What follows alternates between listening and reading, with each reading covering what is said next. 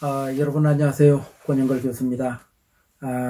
이 코로나 바이러스 때문에 이렇게 영상 강의로 여러분들을 만나게 돼서 한편으로 어색하기도 하고 한편으로는 재미있기도 합니다. 이 코로나 바이러스 전염병 때문에 우리의 삶 자체가 통째로 바뀌고 있습니다. 혁명적인 변화가 일어나고 있습니다. 수많은 변화가 있지만 이 원격 강의, 사실 이거는 30년 전부터 원격 교육으로 이제 바뀔 것이다라는 전망이 있었지만 이것이 사실 미적거리고 그동안 제대로 안 됐거든요. 그런데 이 외력에 의해서 코비드19라는 이 외력에 의해 가지고 이 혁명이 일어나고 있습니다. 본래 혁명이라는 것은요, 혁명이 일어나지 않아도 그 혁명의 결과대로 인류의 삶은 가게 되어 있는 겁니다. 그런데 왜 혁명을 하느냐? 그건 인간의 참을성 없음, impatience, 이 참을성 없음 때문이에요. 이제 주전자에 찬물을 넣어가지고 난로 위에 이렇게 놔두면은 비등점까지 가는데 시간이 많이 걸리죠. 근데 그걸 못 참아가지고 그 주전자에 뜨거운 물을 부어버리는 겁니다. 그러면 금방 비등점에 오르는 것과 같은 것입니다. 원격 강의, 이 온라인 강의로 우리의 교육은 바뀔 것이다라는 전망은 20세기에서 21세기 이 문지방을 넘어올 때 굉장히 많이 일어났죠. 그렇지만 그게 쉽게 그렇게 바뀌지 않았습니다. 그러나 이 코비드19라는 이 인류적인 이 사태 때문에 이렇게 이 혁명적인 변화가 3년, 5년, 10년을 교육에서 앞당기는 그런 변화가 왔습니다. 오늘 강의는 이 색채와 디자인 비즈니스입니다. 색채라는 것을 매개로 해가지고 이것을 마케팅에 적용해서 시장에서 큰 성공을 거둔 온갖 사례들을 내가 뽑아봤습니다. 뽑아가지고 여러분들에게 이 색채의 힘이 얼마나 이 강력한가, 색채의 가능성이 얼마나 대단한가를 여러분들에게 보여주려고 하는 것입니다. 21세기를 지칭하는 말이 여러 가지 있죠. 속도의 시대, 영상의 시대, 문화의 시대, 여러 가지 말이 있지 않습니까? 그런데 이제 21세기를 지칭하는 또 정의 중에 하나가 이 색채의 시대입니다. 영상의 시대, 이게 구텐베르크의 그 인쇄술 이후에 이 활자 문화가 영상의 문화, 영상의 그 주도권을 넘겨준 지 오래됐습니다. 또 속도의 시대라는 말을 하죠. 우리는 오늘날 이 네티즌들이 보면은요, 0.1초로 판단하고 화면을 넘기고 있습니다. 이렇게 이 속도의 시대에 살고 있죠. 이 21세기는 색의 시대입니다. 그럼 언제는 색의 시대가 아니었습니까? 21세기 전문가들은 이렇게 얘기합니다. 20세기를 형의 시대, 이 form, 이 shape, 2차원적인 거는 이제 shape라고 하고 이 3차원적인 form이라고 하는데 형태의 시대죠. 색채는 형태에 대한 종속 변수였죠. 형을 다 결정해놓고 어떤 색을 적용할까 이런 고민을 했죠. 그러나 21세기로 오면서 색이 독립적인 값을 갖기 시작을 했습니다. 지금 여러분들 이 화면을 보면서 어떤 생각이 듭니까? 색채는 민족, 종족별로 색채 상징주의가 있습니다. 컬러 심볼리즘, 색채의 상대주의적 가치. 색채만큼 지역과 공간을 이동하면은 전혀 다른 평가를 받는 것이 없습니다. 이제 그것은 문화에 따라서, 인문환경에 따라서. 인문환경이 어떤 것입니까? 풍속, 뭐 민속, 뭐 종교, 언어 이런 것이고, 그 다음에 이 자연환경은 어떤 것입니까? 뭐 기후, 풍토, 지질 이런 것에 따라서 영향을 받거든요. 그래서 이 지역마다 컬러 심볼리즘이 굉장히 일어나죠. 색채가 좋은 색채, 나쁜 색채라는 것은 지역과 공간을 이동하면은 전혀 달라져요. 지금 여러분들이 지금 보는 그 화면에 제일 왼쪽에 있는 것이 마오리족입니다. 마오리족의 족장의 모습이고요. 그 옆에 있는 것이 유니버설 이 극장의 어릿광대의 모습입니다. 그 옆에는 페루 정글의 우키알리 지방의 인디언의 얼굴인데 뭐 미로 같은 것을 이렇게 그려놓기도 하죠. 그리고 그 다음에는 뭡니까? 펑크족입니다. 아마 이게 런던인 것 같은데 런던의 펑크족의 이제 여러분들을 보고 있고요. 그 옆에는 일본의 가부키의 마스크입니다. 마스크이고 그 옆은 이 북경에서 보는 경극이죠. 이 경극 같은 거죠. 그리고 경극에서는 이 건보라고 그러죠. 건보는 이 페이스 페인팅인데 살아서 굼틀거리는 근육이 움직이니까 살아서 움직이는 이 페이스 페인팅 마스크다 이렇게 얘기를 합니다. 그리고 제일 오른쪽은 뉴기니의 원주민의 모습입니다. 이렇게 색채가 굉장히 다릅니다. 그거는 이제 지역마다 굉장히 달라요. 다른데 예를 들어서 저 에스키모, 이누이트, 에스키모족들을 보면은 이 흰색에 대해서 매우 예민합니다. 그러나 다른 색상에 대해서는 매우 둔감합니다. 일반적으로 색채 언어가 많이 발달한 나라를 선진국으로 이야기합니다. 선진국은 이 색채 감성이 다변화되어 있고 색채 언어가 굉장히 복잡해요. 그게요. 우리가 노란색 그러면은 그냥 영어로 옐로우 그러면 끝납니까? No. 그렇지 않죠. 뭐 노랗다와 누렇다는 다르죠. 또 노르둥둥하다, 누리끼리하다. 뭐 하여튼 온갖 형용사들이 있습니다. 이렇게 이 색채 언어가 굉장히 다변화되어 있는 것이 이제 선진국들의 현상이고요. 몽골이나 이쪽에 가면은 대초원, 이제 거기에서 태어나서 자란 사람들은 매일 보는 게 초원의 그린입니다. 또 뉴기니의 정글 속에 사는 사람들도 이 그린에 대한 생명이 이 색채 감각이 매우 섬세하게 되어 있지만 다른 색상에 대해서는 굉장히 둔감합니다. 이 몽골 같은 경우는 말의 갈기, 이 말의 털이죠. 말의 갈기의 색, 그리고 말의 오줌색, 그 누런색하고 그 다음에 이 그린, 초원의 그린색하고는 굉장히 세분된 색채 언어를 가지고 있어요. 그러나 우리는 빨주노초 파남보로 얘기되는데 이 색상이 이 컬러 스펙트럼이 많은데 이 컬러 스펙트럼에 고르게 색채 언어가 발달되어 있잖아요. 그래서 하여튼 이런 차이들이 있습니다. 문화에 따라서 문화 영역에 따라서 굉장히 다른 색채 언어를 가지고 있어요. 1960년대가 될 때까지만 하더라도 이 공장에 시커먼 연기가 나면은 그게 유토피안 이미지를 가졌어요. 그게 이제 우리도 산업국이 된다. 공업 제품들이 이제 멋진 공업 제품들이 만들어져 나올 것이다. 뭐 이런 이 꿀뚝에 시커먼 연기가 나오는 게 희망적인 풍경이었어요.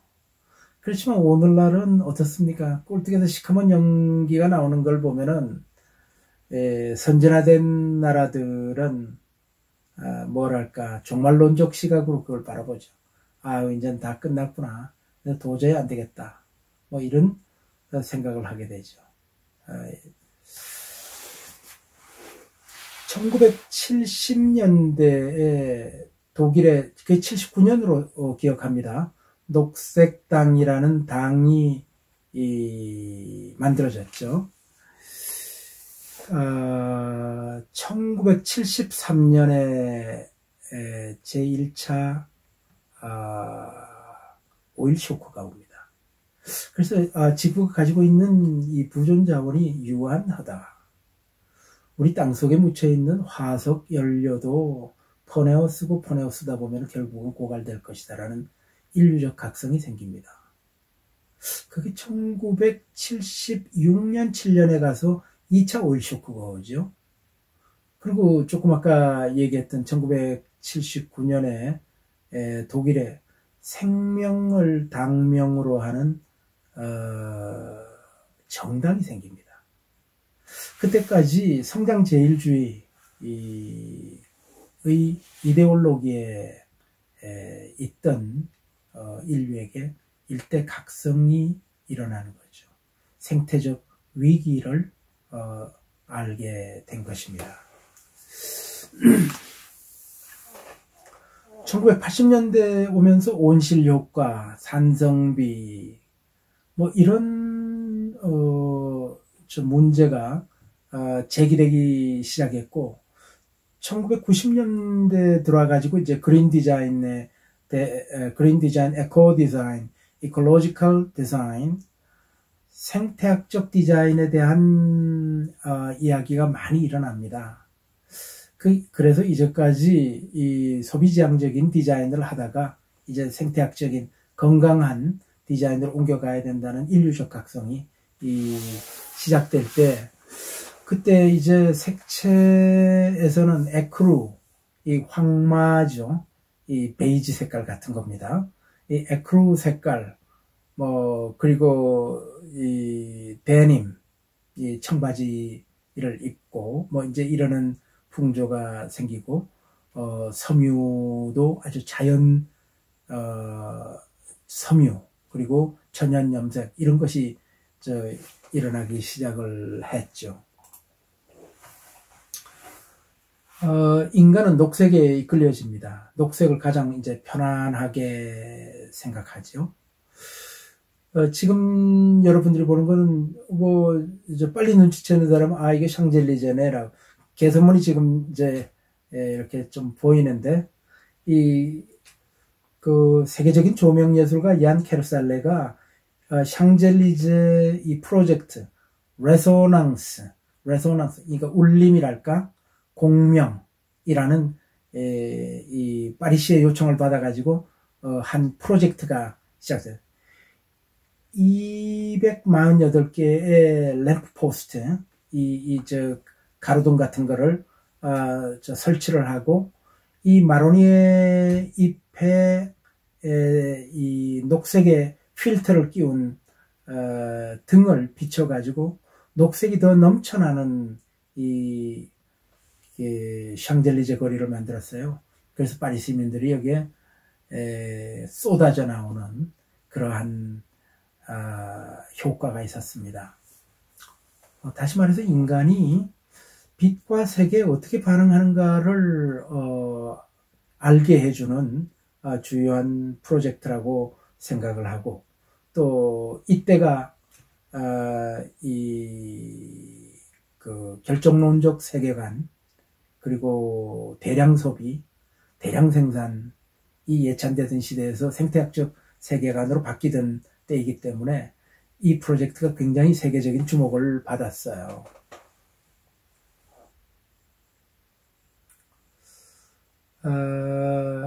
2001년이구나. 2001년에 이 프랑스를 대표하는 이 장 누벨이라는 건축가가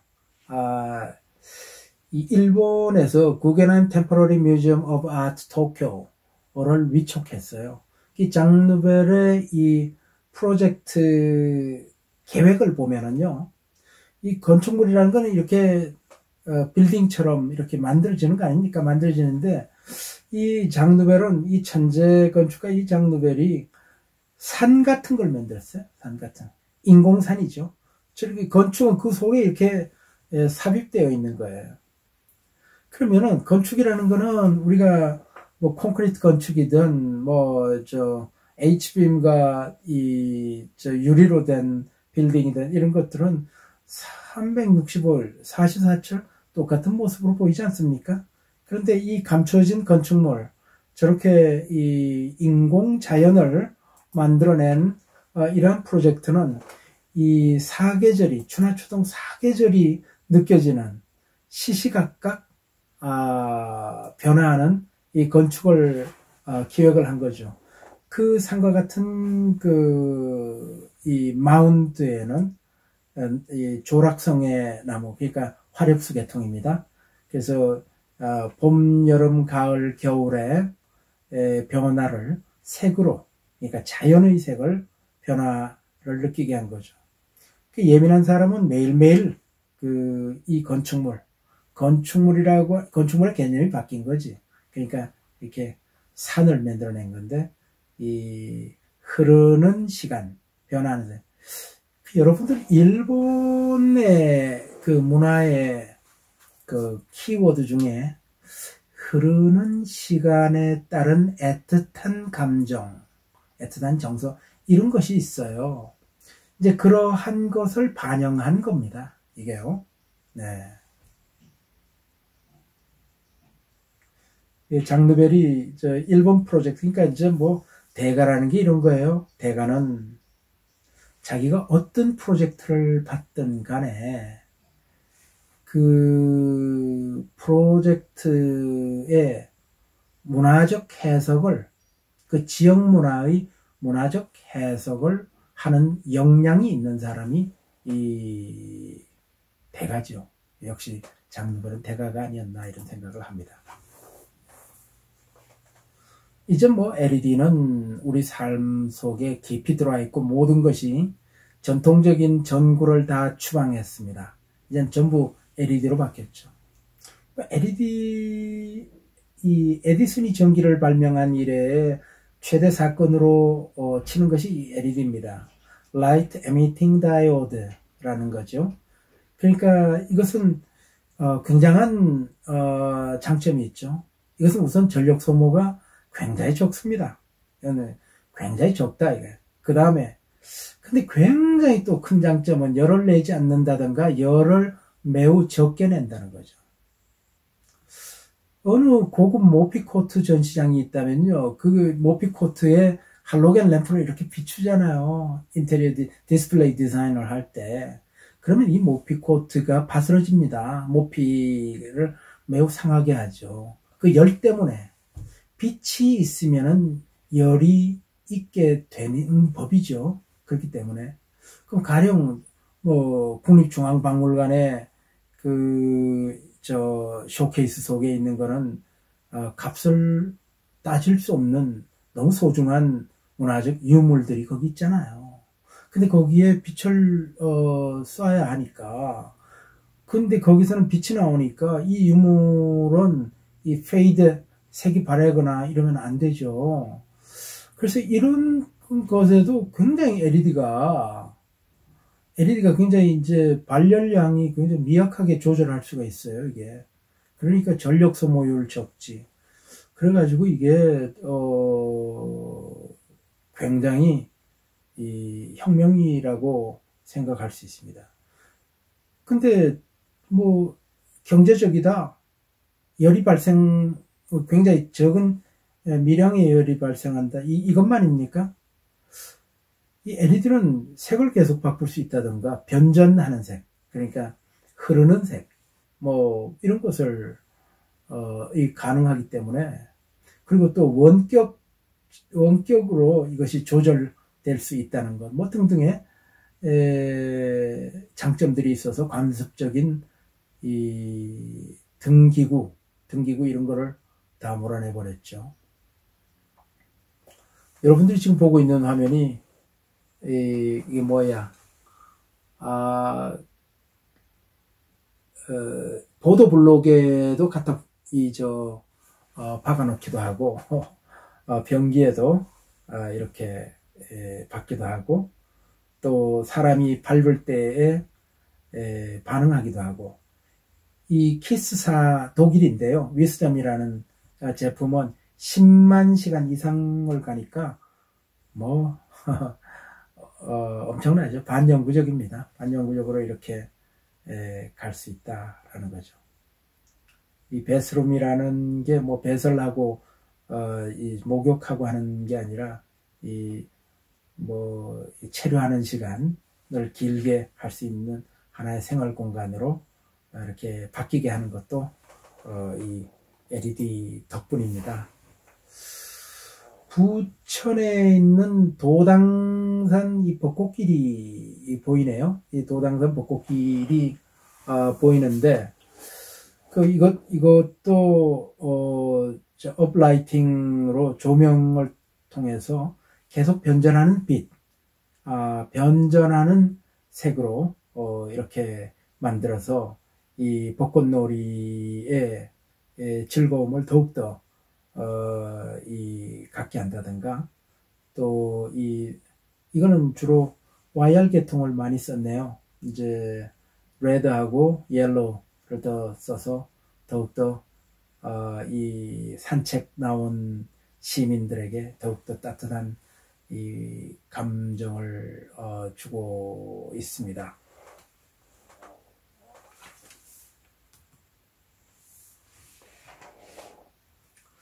색채를 얘기할 때는 물채색을 얘기를 하기도 하고 광원색을 얘기를 하는데, 이 벽돌 건물이다, 나무 건축이다, 아니면 유리 건축이다, 이건 물체, 물질, 물성, 그 물체가 각 자체가 갖고 있는 색이고, 그 다음에 이 광원색이라는 것은 그 자체로서 색을 갖고 있지는 않지만 투영하는 빛에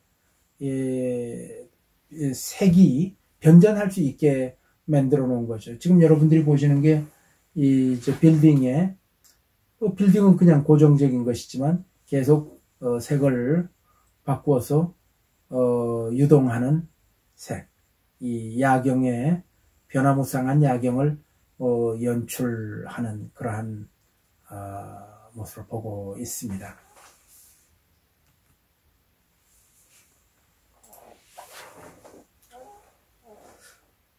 지난 반세기 동안 발전한 것이 메탈릭 컬러예요. 이 금속성의 메탈릭 컬러는 이 기술적 이미지를 보여주고 있기 때문에 이 하이텍 이미지를 내는 데는 늘 이 메탈릭 컬러를 썼죠. 지금 환경미화원이 입고 있는 이 옷, 그리고 거기에 이 테이프가 붙어 있죠. 테이프는 이 사람들이 사실 위험에 노출되어 있는 사람들이에요.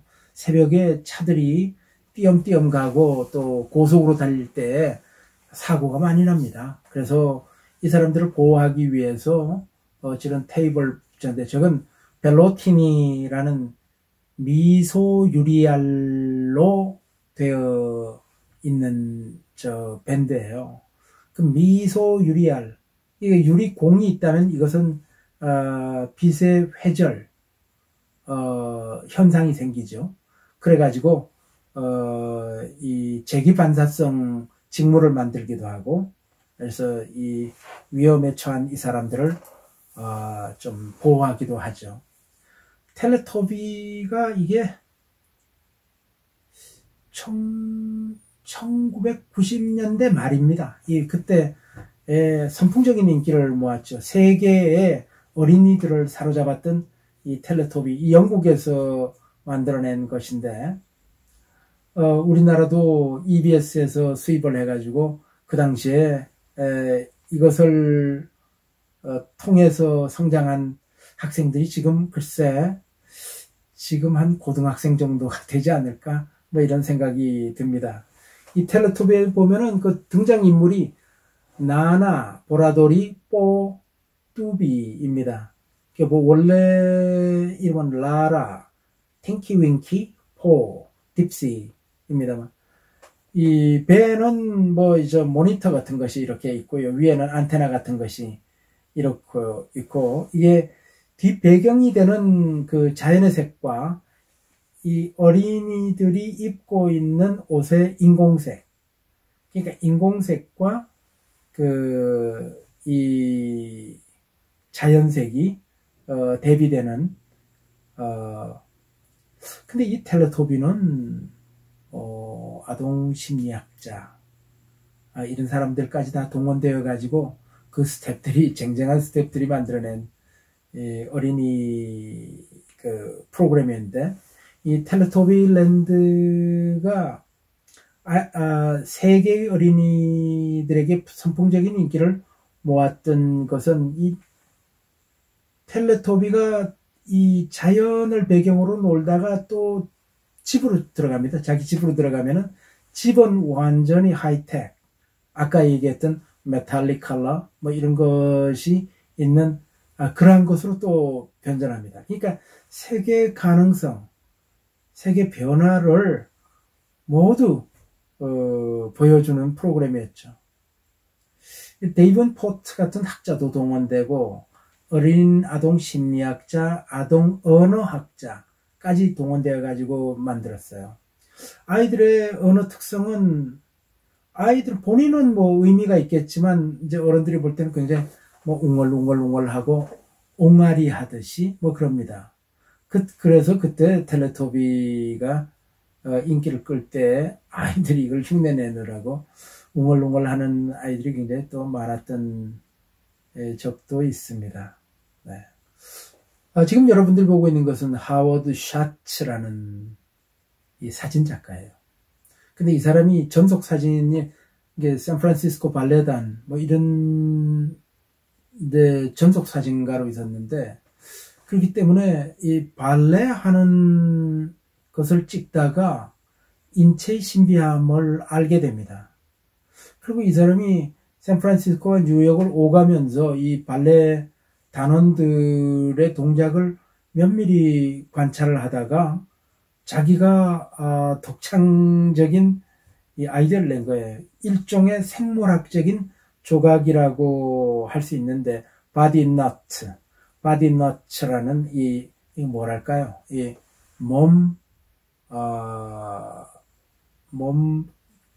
이 결합, 몸 매듭이라고나 할까요?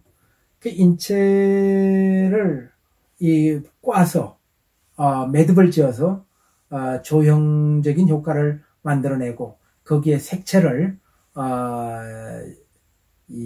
적용을 한 겁니다.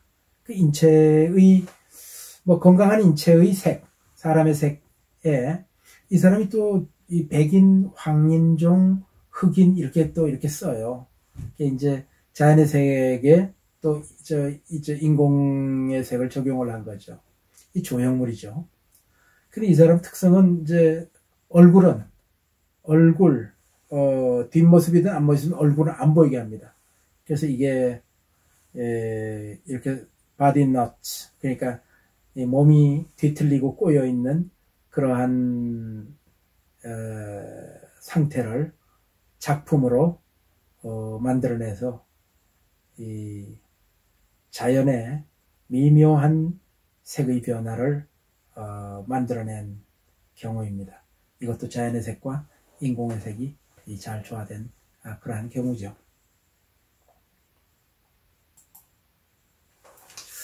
여러분들 레드라는 것, 이제는 레드에 대한 편견이 많이 없어졌는데요.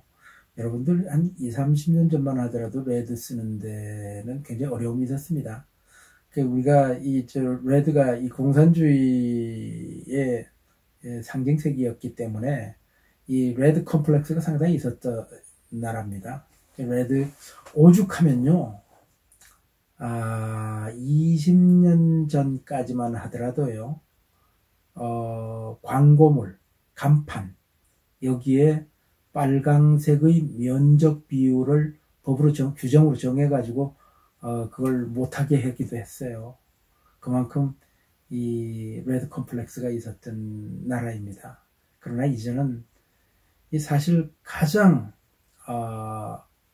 색 중에는 장파장에 가장 자극도가 높은 색이고, 색 중에 왕중왕이 빨강이에요. 그러니까 이제 가장 효과가 강력한 게 빨강이죠. 근데 이 레드 컴플렉스를 언제 확실하게 우리가 벗어났는가 하면요, 붉은 악마 때예요. 그게 2002년이죠. 2002년 사실 대단했습니다. 이 서울의 세종로에서 태평로 서울역까지 100만 명이 나왔습니다. 100만 명이 이 똑같은 색의 옷을 입고 똑같은 구호를 외치면서 똑같은 시간에 같은 공간에서 같은 구호를 외치면서 방방 뛰는 거예요. 그게 이거는 세계 어느 나라에도 없는 현상입니다. 여러분 서양 사람들 알죠? 서양 사람들은 길 가다 몸이 살짝만 스쳐도 excuse me 하고 막 소스라치게 놀라고 그러잖아요. 이 자기의 눈에 보이지는 않지만 퍼스널 이 버블이 있는 거예요. 자기의 사적 영역이 있는데 그 사적 영역에 외부의 사람이 들어왔다. 그것만도 그 사람들은 뭐 깜짝 놀랄 일이에요. 이런 밀도, 지금 여러분들이 사진으로 보고 있는 붉은 악마의 밀도, 이건 뭐 서로 몸과 몸이 서로 닿아 있는 건데 저런 것을 서양 사람들은 경험하지 못합니다. 영화관에서 나올 때, 그리고 경기장에서 잠깐 이제 나올 때에 잠깐 경험하기는 하지만, 이 밀집도가 높은 순간을 경험하기는 하지만 저런 경우는 서양 사람들은 받아들여지지 않습니다. 그 밀도에 대한 용인 수준은 우리보다 이 아랍권으로 가면 용인 수준이 굉장히 높고요. 이 용인 수준이 서구 사회로 가면 굉장히 낮아요. 그래서 하여튼 이런 붉은 악마 때 이 레드 컴플렉스를 우리가 상당히 이제 벗어났죠. 네.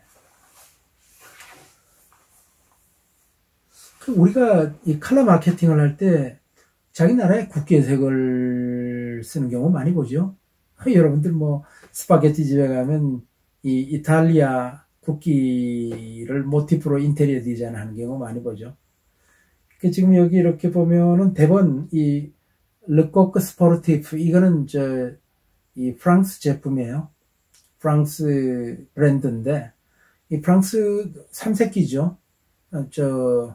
레드, 화이트, 블루잖아요. 이 자유평등 박애예요, 이게.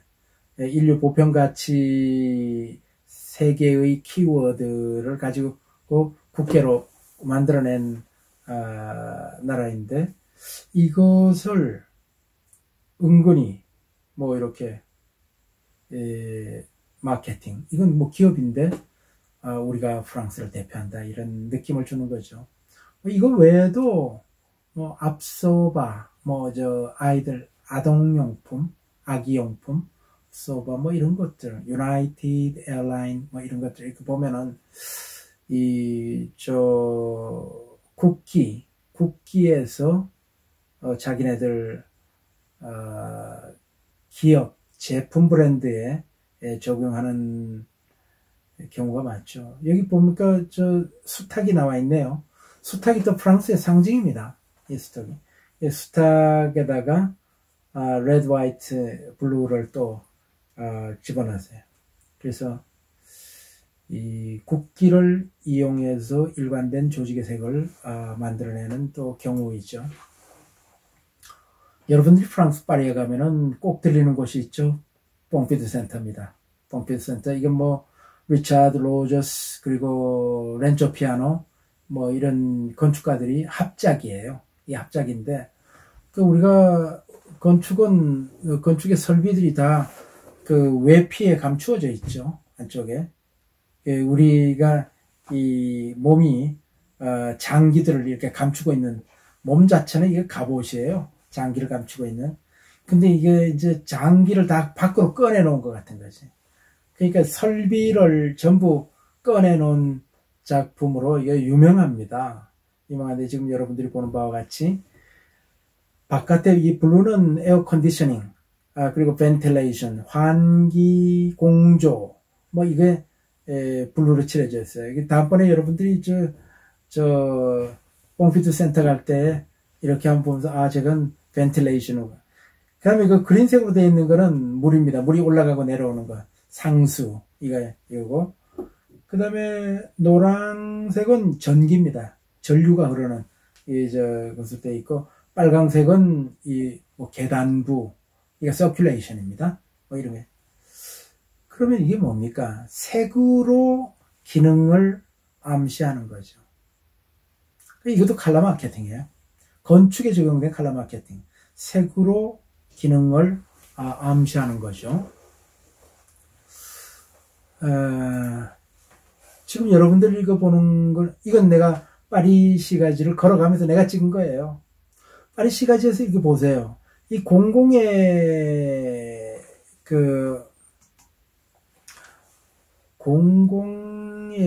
사인이 우선순위로 얘기하자면 어떤 것이 더 높습니까? 사적 영역, 그러니까 개인 영업소의 홍보물, 광고, 간판 이런 것이 우선됩니까? 공공시설물이 우선됩니까? 공공시설물은 보호와 안전을 위한 것이에요. 이것을 넘는 가치는 없어요. 여러분들 알잖아요. 다리는 훌륭하게 디자인돼야 됩니다. 미려하게 디자인돼야 되는데 다리가 붕괴되고 사람이 죽고 하는데 무슨 미려한 이야기를 해요. 그것은 후순위예요. 후순위 가치예요. 백화점이 무너지고 이 다리가 붕괴되는데 멋진 백화점을 얘기하고 있을 수는 없어요. 공공의 보호와 안전, security, safety 이것을 능가하는 것은 없어요. 지금 여러분들 우리나라 현실을 내가 하나 보여주고 있잖아요. 저 이렇게 자세히 보세요. 간판의 숲입니다. 내가 서울시에 있을 때 이 간판을 획기적으로 개선을 한 장본인인데 저것을 바꾸는 게 참으로 어려운 일이었습니다. 그거 얘기하자면 몇 시간 걸려요. 어떻게 바꿨는지. 근데 보세요. 자세히 보면 숨은 그림 찾기처럼 공공사인이 거기 있습니다. 공공사인이 있어요. 이게 말이 됩니까?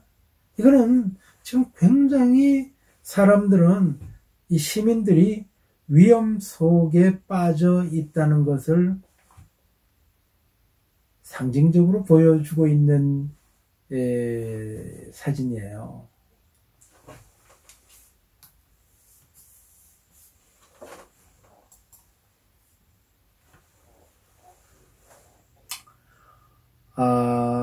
여러분 롤랑 바르트가 이 기호의 제국이라는 책을 냈어요.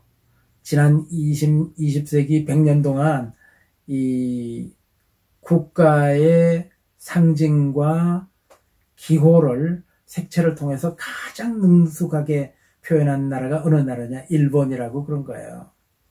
지금 여러분들이 일본의 색을 여러분들이 보고 있습니다. 그럼 요거는 언제 한 거냐 하면은요, 아키히토 천황에서 나루히토로 바뀐 게 지금 몇 년 전이죠. 그런데 아키히토 시절에 나루히토가 결혼한 이 성혼 기념, 이제 마사코라는 황세자비와 결혼한 기념으로 일본에는 유행색협회라는 게 있어요. 자프카라고 하는데 JAF라는 유행색협회가 있는데 그 유행색협회에서 나루히토 황세자의 이 성혼 기념색을 이렇게 만들어냈어요. 지금 여러분들 한자에서 여러분들 잘 못 읽을 것 같은데 홍매색, 등색, 금다색, 유엽색, 저거는 쥐색이라는 건데, 은서, 쥐색이라는 건데, 그리고 뭐 사쿠라 앵색, 뭐 이런 것에 이걸 몇 가지를 해서 이렇게 탁 성원 기념 색으로 이렇게 받칩니다. 그러면 그것을 또 여러 제품 제조 업체들이 제품 제조 업체들이 그것을 또 어, 제품에 적용을 해가지고 제품이 쏟아져 나오고 온 국민적으로 황세자의 결혼을 축하하고 시간이 흐르면서 일본의 색으로 일본의 유행색이 길어지면은 관습색, 더 길어지면은 지역색, 국가색으로 정착되는 절차를 밟게 되죠. 우리가 사실 이런 것은 좀 생각해 볼 점이 있습니다. 우리는 이런 연구도 부족하고 전통색에 대한 연구도 굉장히 부족한 상태예요. 여러분들이 연구해야 될 요소들입니다.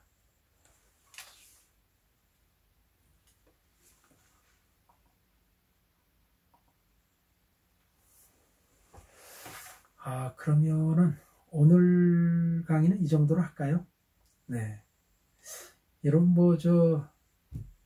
여러분들하고 빨리 코로나 바이러스 빨리 끝나서 여러분들 만나가지고 강의를 해야 될 텐데 이 학생이 부재한 상태로 이 허공에 대고 강의를 하려니까 좀 어색하고 신이 나지가 않네요. 네. 빨리 건강한 모습으로 여러분들 뵙기 바랍니다. 네. 공부하느라고 수고했습니다. 네.